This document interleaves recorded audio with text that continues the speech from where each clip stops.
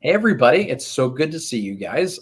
I am really happy to be with my sister over the Rockies, Thea. I've missed her. I've been gone at APHA. Tons of fun representing our PH ally there and trying to hold suit for Thea and the rest of the crew to show that we're representing and trying to do as much as we can for the future of pharmacy. Came back, jumped to some other consulting things, and now we're back in the swing of things with remote business. Thea and I have lots of exciting announcements for you. A new course that Thea is throwing out there for collaboration. We're going over remote patient monitoring, going over business basics. We're going over a RPHL competition of education versus support. So stay tuned. Super exciting stuff.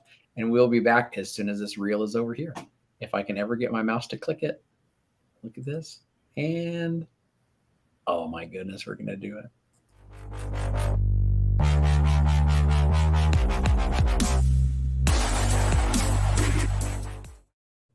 Thea, what up?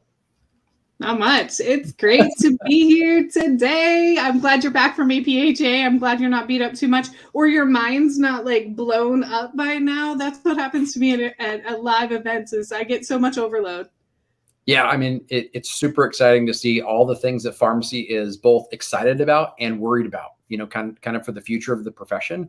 And it's really wonderful to hear about so many people are really excited about the things that, you're doing, Thea. I mean, things in remote patient monitoring, things in remote care services that I was asked those kinds of questions on, the education that we're putting out there, trying to bring more pharmacy students, young pharmacists, older pharmacists to be able to come in and go, I want to do something additional with my career. It doesn't have to be a whole pivot. It can be something they're just adding on top and they really love it. So that was super encouraging. And I'm thankful to everybody that stopped me and pulled me aside at APHA. Thea and I will be together at Healers in Healthcare. If you guys have not heard of it, Thea will be a speaker there. She's a stud. So just come there for that alone. I will be in a booth with the amazing Marina and with Lauren Castle that will be holding that down, talking about our PH ally stuff and all the things that all the leaders inside of that space are doing. One more plug for us for Thea and I. Thea and I are on the same team. So I did choose my teams off the bat. I love everybody in support. Don't get me wrong. But Sean had to be a coach on one team. I had to be a coach on the other. So it is education throwdown versus support. When you guys are signing up for memberships, so we have the referral link out there to be able to send people back and forth. Those that end up referring the most people over to our PH ally, you get some swag. If you want a hat, t-shirt, whatever it is, we'll send it your way. And then the winning team, education or support, will be sending some swag out their way so they can hook that up. So have some fun with us and be able to do that. Speaking of having fun, Thea, you've been doing some research on the side, and I've seen those polls like pop up. The question that you asked, remind me again, what were you asking the audience to be able to say, like what the most important thing for them is or what's holding them back from the next services? Is that right? Yeah, really looking at, I've heard many times over by pharmacists out there that are coming to me asking me, how did I do what I did? And, how do they do it? And a lot of people get stopped around the document that allows you to line up that agreement with the providers that they want to do consulting work for, whether it's like Jenna in the pediatric realm, whether it's the stuff going on in PGX or pharmacogenomic testing, or whether it's care management services like the ones I talk a lot about here on the remote care channel. It all comes down to that document. And it was funny because I asked the question of what piece of the collaboration agreement do you get stuck with? The first answer was around the formal document. The second was around like scope of practice and what the authority was around it. And then the last one was in regards to having a conversation with the providers. And so I put this poll out on LinkedIn just yesterday with regards to on my personal LinkedIn page. And then I put the poll out in the group called Pharmacists on LinkedIn. I think it's like 100 or 200,000 pharmacists on this page. And so I put it out in both places. And it was funny because the answers weren't the same between the two pages. So on my page, people were worried about the formal document. They are just scared shitless. I'm going to say shitless online. Shitless. You did. Shitless. They're scared shitless. And so they really can't get the document right. They're afraid of that document because it's legal, right? And what that feels like to them is like, got to get it right. Need all of the lines on the right page, on the right dot, and it's crossed and, all of that. So that's the side from my LinkedIn page. But from the pharmacist page, it was talking about the providers. It was talking to providers. And so that got me thinking about how to help the community, because it really isn't, oh my gosh, I have this secret answer and I'm holding it tight and I'm never going to share it with anybody. But really, I'm just coming out with how to make these, agreements work for folks. And that's what I've called the Conquering Collaborations cohort or mini course out there today. So I'll let you describe it a little more, though. No, Thea filled me in on this, and I thought the one thing that we've talked about on like offline, so to speak, which is always online because Thea and I haven't connected yet. So healers in healthcare, huge hug coming for Thea. But the one fun thing is this: it's so varied, right, Thea? I think we often just want like a cookie cutter, so to speak. I've used that in 2 shows now, which Kevin, you need to stop using that. But we want a cookie cutter, like here's what it is, here's how it's laid out, here's how it's going to work for every situation, and that's not true.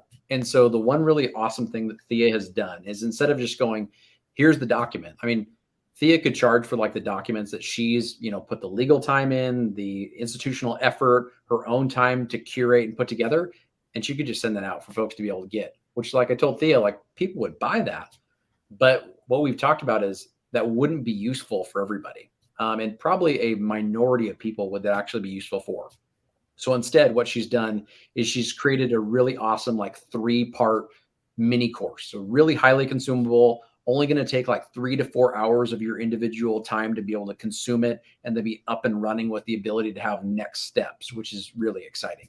And so when Thea's doing this, the first piece of it is really going through getting in and getting to know you. So not just you as a human being, like, hey, Kevin likes basketball, for example, but getting to know your clinical situation and how you're going to try to leverage these agreements, so they can best serve what you need to have happen. So Thea will have a meeting with you. It's a one-on-one 1-hour meeting. And then some maybe group session kind of settings, so you can bounce some ideas back and forth off each other. The next step is, okay, great. We've really detailed out like who you are, what you need to pull out. That gives Thea some homework she can work on while you're working on your homework in the second step, which is you get to go through and look at videos that Thea's already created to be able to show you, here's the thought processes you need to go through. Here are the individual sections and segments of these documents necessary for you to put together in order for them to be robust enough and then to be validated by legal and your other, state constituent bodies, to be able to validate that this is what you need to have in place. And the third step, which is the best because it's the end and then you get a rock and roll, is you get to meet with Thea again for her to be able to go over, what did you learn from the videos? What questions did you have overall? What have you put together for me for us to be able to review together? And then really some solid next steps on, okay, great. Who are you going to go and approach with these documents? What are the next steps for you to be able to leverage these documents in your situation for your individual store, if you're a solo entrepreneur, if you're working in a clinic setting, whatever it may be, so that now you can take those and actually execute them. And, when it comes from like a broad breadth of knowledge, with all the selections that we've had, like for our thought leaders, it's always been, we want someone that is living and breathing it. One beautiful thing about Thea, she's living and breathing it in like multiple care settings. So you'll get to see it from a clinical setting, hospital setting, retail setting, that she's doing it. How to do, Thea? Yeah, that's great, Kevin. And I really think that, when I looked at the poll and then I looked at this program that I was already creating before I put the poll out, just to kind of get some validation on the poll, and the course, right? So when I looked at it, I'm really answering the question of all of the answers in the poll. I really feel like getting a secure idea around what you want to offer and then being able to speak about it are the 2 main things. You can go to a lawyer and have them draft you a service agreement. You could do that too. But I really feel like there's some lingo there that I've been able to really help align folks very nicely with what they need to say, so that not only as a pharmacy owner you understand it, or a pharmacist you understand it, but also as the care provider that you're going to. And having worked in those different practice settings, it really has aligned nicely to be able to intermingle those for some folks, because some people think it's very siloed and very different, and it sounds different, but really when you get into it, it's really not. So I really feel like the time is important to get it right and get it on the first try. So and again, I've had to live these documents, so you can get my blood, sweat, and tears without having to blood, sweat, and tear on it, and know what mistakes I've made along the way too, that I'll try to keep you from making as well. So I love that. No blood, sweat, and tears on these contracts. Okay, deal. Yeah. That's like a good first plan. So speaking of blood, sweat, and tears, Thea, we've already went over like all these exciting announcements, but really now we're getting to the meat of what we wanted to talk about today. And you prepared a really fun presentation on some of the basics of remote patient monitoring. So I'll share this screen here so folks can start jumping in and getting excited with us.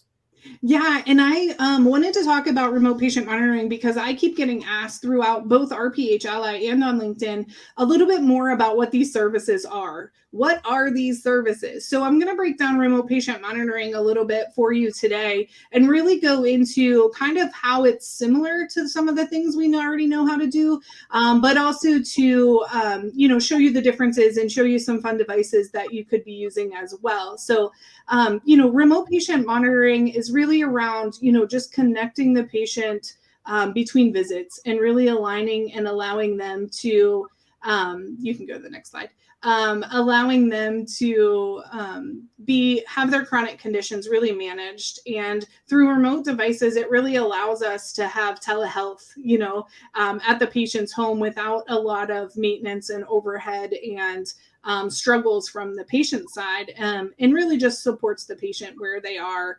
But you're really looking at their chronic conditions and really allowing and leaning into the digital technologies to capture that information and get it back to the provider between visits. So the next slide goes over some of the care points or core elements of remote patient monitoring. Most pharmacists are always in continuous patient relationships with the patients, talking to them continually, especially if you're in the retail setting or maybe you're in an ambulatory clinic and you get to see these patients a little bit more. So there's nothing new there. You're supporting the patient with their chronic condition. Well, of course you are. You're asking them if they have any questions about their medication every single time you see them. So here we are again. So some things that are different though is the 24-hour patient access. And some pharmacists get a little worried when we start talking about 24/7, but a lot of that can be managed through a telephone prompts and different things that way that allow access to you without it being actually bothersome for most folks. I've been doing this for 5 years and I've not had anybody call me at midnight. So, just they respect your time when you're delivering high quality information to them in education, and they know when to expect your call. So really allows for yes, there's a requirement around 24/7 access, but really it's very appropriate from a patient side. Looking at preventative measures, we all talk about preventative measures. I take Breast Cancer Awareness Month example every October. I talked about that in my pharmacy settings about, did you get your mammogram? Have you done that? Is it time for you? Kind of stuff to talk about. So continuing that conversation again. Talking about patient education, caregiver information, and then just sharing the information that you're collecting. And those folks that have done MTMs, medication therapy management, you also know that you share the information, whether it's on an e-care plan, through one of your provider or through one of your pharmacy provider platforms, or maybe it's just a quick fax to the doctor. It could be handwritten. It doesn't really matter. But that sharing of information really is aligned nicely with these core elements here. You look like you had something to say, Kevin. No, I was just wondering on this side, you talked about one of the things that scares people in that 24/7 access. You mentioned that you've never gotten a call at midnight, which is fantastic for people to realize it doesn't happen. The other thing that I feel like scares a lot of pharmacists is what happens when we have something that goes out of range, and it's significantly out of range. Like, how much time do I have to invest there? What if that goes out of range at midnight? What are the requirements on that side is the other piece that I hear often. Yeah, that's a great opportunity to really engage the provider. That is part of those collaborations and agreements that we're talking about, is really what expectations are. And you set that up ahead of time so that there's no surprises on either side. Most of the time when I get high readings, it's not a 5-alarm fire. These are patients who are being managed at home. So they're not your critical ICU patients crashing. We are talking about patients who probably have had an A1C above 9 for a long time. And just because they have a high glucose reading today does not mean that we need to send them into the ER directly. So it really is around setting the expectations up front with what you're going to do about the readings that are high, low, or in the middle.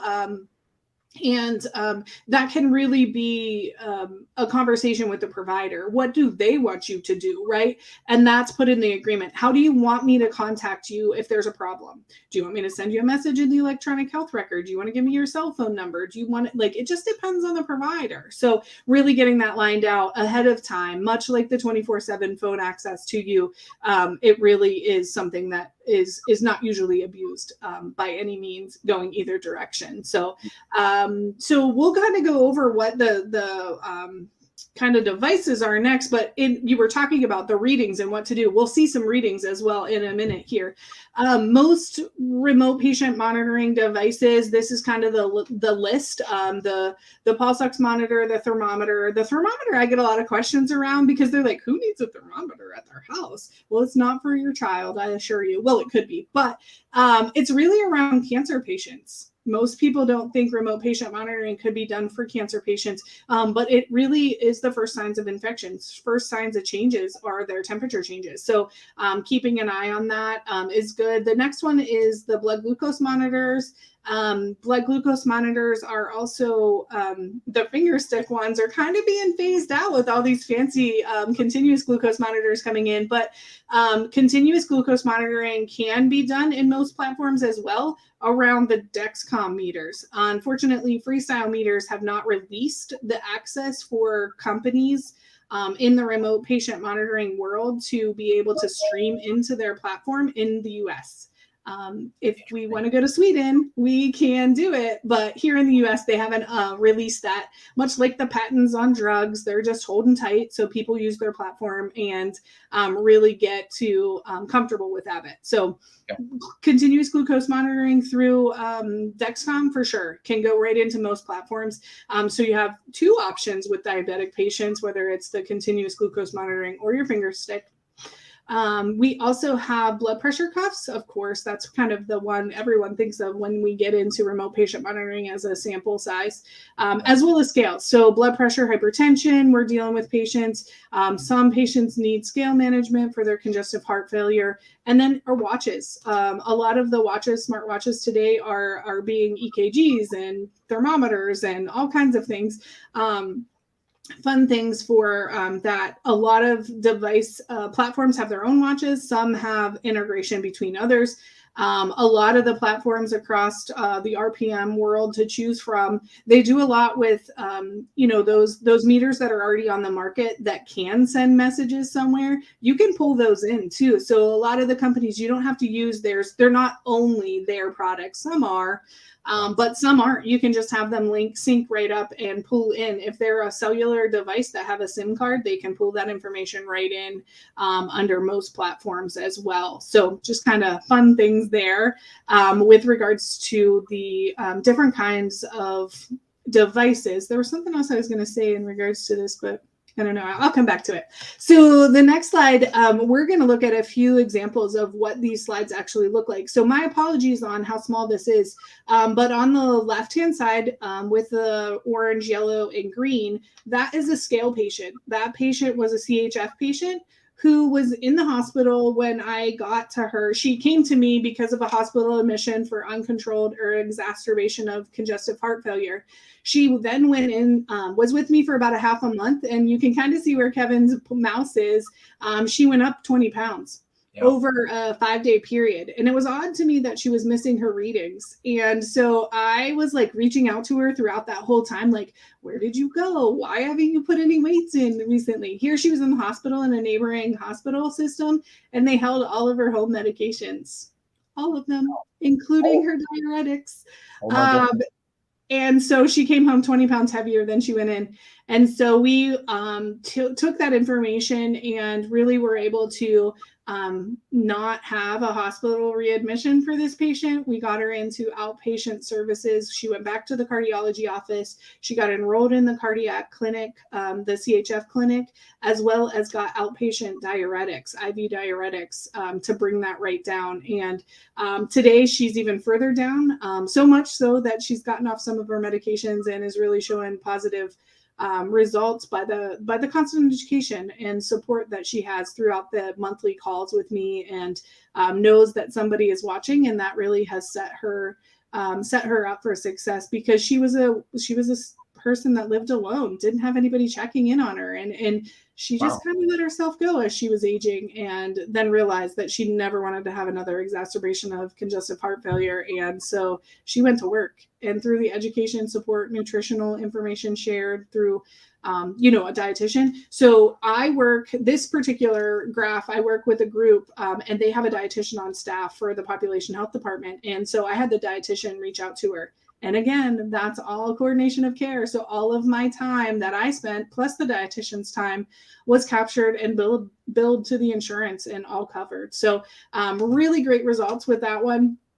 The next one, the white with the red and the blue, this guy is, go ahead, Kevin. Did you have a question?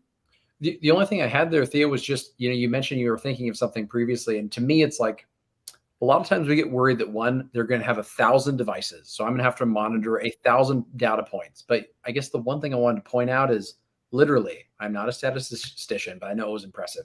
In 2 seconds, I could see that somebody had a bump in their weight, right? I mean, it's literally that easy to be able to analyze it. And as you've told me before, it doesn't even have to be the pharmacist. It can be someone else on the team that's able to say, here's the data point.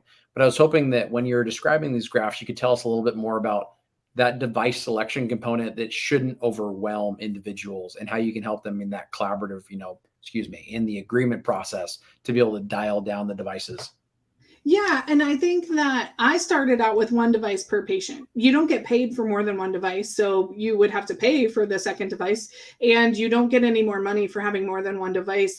There's a lot of opportunities out there through different companies. They say, oh, just send another device, you'll get more readings. Well, I found more readings for elderly patients is more headache on my end, because they're confused as to which one to use and how many do I need and all of these factors. And so it really comes down to, I simplified it because I was dealing with 80-year-olds in rural America, and it's super important for me to have it easy. They press the button and it comes through. That's all they need to be able to do. And, I know we've talked previously about on another video about what kind of devices would I pick, and what there's lots of options between do you get Wi-Fi devices with the hubs and different things that connect at internet sources, or do you go with the cellular devices that have the SIM cards in there? And I'm in rural America dealing with 80-year-olds. I picked the easiest, which is the SIM card and a go button. And, but I was just having a conversation about this yesterday, and the conversation was around, in 10 years, do I want to have an app for those 80-year-olds? Maybe. In 10 years, they're going to be ready for an integrative more approach on a smartphone, on an app. They're going to be ready for that. But today's 80-year-olds, they don't even know how to turn the flip phone on, or change the number or change the ringer tone, So it's kind of like, in a few years, we're going to see this continue to evolve. And I am all excited about apps and different things to keep the patient engaged. And because an engaged patient is an adherent patient, and an adherent patient means you're making money. So let's get on it. Let's keep them engaged. And so I really feel like the evolution of remote patient monitoring is going to continue to grow. We talked, I talked to Todd Urey. I was on This Week in Pharmacy, and we were talking about the 1,300% growth of RPM services from 2019 to 2022. And, it's going to keep growing. It's not going anywhere. And a lot of providers are realizing just how important this is and how effective it is to help manage adherence, to help manage those patients. So really continue. And this graph that I was just talking about with that scale, I mean, that patient was on one graph. She had plenty of readings each month. She was engaged and she was willing to do the work, and the results show just that. So the next one is the BP graph, blood pressure graph. And this one, I know we're kind of iffy on time here, but that graph is really exciting to me because this patient was only on engagement. We made no adjustments to the patient's medication. Month over month, we were talking about education, nutrition, and supporting the patient where they are. Now, this is a fun fact. Blood pressure medications only have to reduce your systolic blood pressure by 7 points to get FDA approval. 7. So this patient went from, I think the numbers are around 140 down to 120. So that's the work of 3 medications, my friends, with education and support. That's huge. And it's only because I cared enough to watch the readings and talk about them to the patient. It is so rewarding. Like, you want to talk about feeling good about pharmacy and what you do and the impact you make, and oh, this is it, man. Like, this really sets the stage for why I went to pharmacy, to help people without touching you, my friends. Like, I don't want to touch anybody. I'm a cactus. So anyways, I don't even like hugs. Anyways, random things, but I know. Kevin's I giving know me. you say that. I'm still gonna hug you. I know. But anyways, so insights about the program. What's this look like from a financial standpoint? Increase your revenue. I always talk about increasing your revenue. A patient that does their side of work, they bring you in 16 data points a month, and you spend 20 minutes with that patient, on average $130 per patient per month. It is so exciting. So I put out a graphic a few weeks ago about taking my $0 to $20,000 in 6 months with 50 patients, from 0 patients to 50 patients. At month 6, I was over $20,000. And that is good stuff. And so remote patient monitoring is here to stay. Remote patient monitoring can add a great revenue source, whether you're a consultant who is doing PGX testing but doesn't have that reoccurring revenue that they may need, or if you're a pharmacy owner that needs something more than PBMs. This is reoccurring revenue, and you're doing a lot of the work already. And you know what that looks like, from even being an entrepreneur. I've been an extrapreneur and an entrepreneur, like I've done both sides. And being in a hospital setting, you can go and have these conversations and do these programs in the hospital setting just as well, or in the clinics, and really support the patients where they are. And as we look to the recession, whether we're coming or going, and whatever you believe, I don't care, but added revenue in your household income right now would be simply amazing for most people too. So use your clinical knowledge and get paid for your time. It's amazing. Awesome. Well, Thea, thank you so much for running us through that, and thank you for providing everybody with a seminar to go for RPM. We went from a mini show to a seminar. Thank you so much. Sorry, I can't. I get to Sharon, and that's the problem. I care too much. I share too much. There we are. That's exactly why that you're going to get more than your money's worth when it comes to utilizing the agreement plan with Thea. Because I promise you, if Thea says, I'll meet with you for an hour, she's going to keep you for longer than that, because she's passionate about this and wants to make sure that you're utilizing every bit of it and serving the communities you're in. Thea made one point I wanted to kind of reemphasize. When it comes to cash flow, independent pharmacy and everybody else is really noticing that at the end of this year, beginning of next year, there's going to be a massive crunch that's hitting everybody. That if you're prepared, fantastic. If you're not, there's ways to be able to get cash influx that you need to be able to prepare for. So excited about that. Pharmacy students, get a hold of us, get a hold of Thea to be able to learn more about the ways your profession can kind of move forward. I try to emphasize that, especially after APHA and talking to pharmacy students, Thea, that they're looking for something. They're looking for new connections and to make a difference. And we're excited for you guys too. Same thing with pharmacy technician. So Thea, thank you, everybody. We will talk to you next week. Thanks, guys. Take care.